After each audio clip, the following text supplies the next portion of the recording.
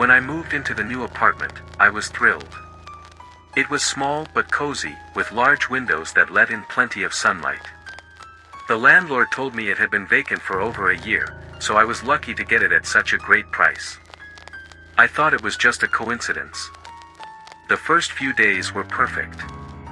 I settled in, arranged my furniture, and started to feel at home. Until the first night. Around 2 a.m., I woke up to a scraping sound. At first, I thought it was coming from a neighbor or someone outside.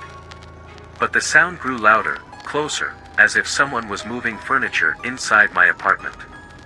I got up, turned on the lights, and carefully checked the room. Everything was exactly as I'd left it.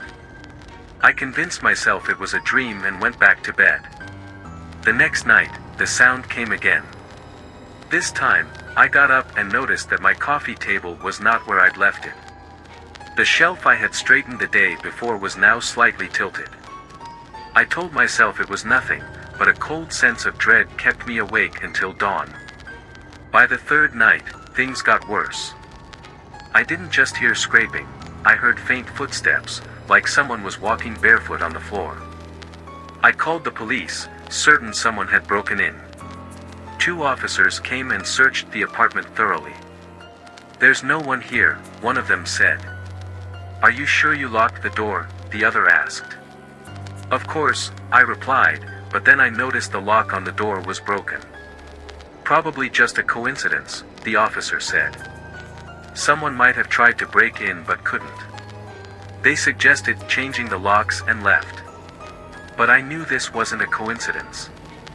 On the 5th night, I decided to record everything. I set up my phone facing the living room and hid in the bedroom, leaving the door slightly ajar.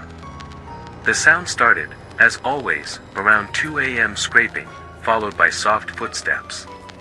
My heart pounded so hard I could barely breathe. In the morning, I reviewed the recording. At first, everything looked normal.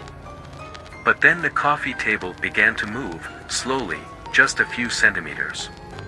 The shelves tilted slightly as if an invisible hand was touching them. But the most terrifying part was at the end of the video. In the last few seconds, the camera caught something in the window's reflection. A dark figure, tall and awkward, stood in the corner of the room, watching the furniture. I replayed the video dozens of times, unable to understand what I was seeing. There had been no one in the room. On the 7th night, everything spiraled out of control. The furniture scraped continuously, louder than ever.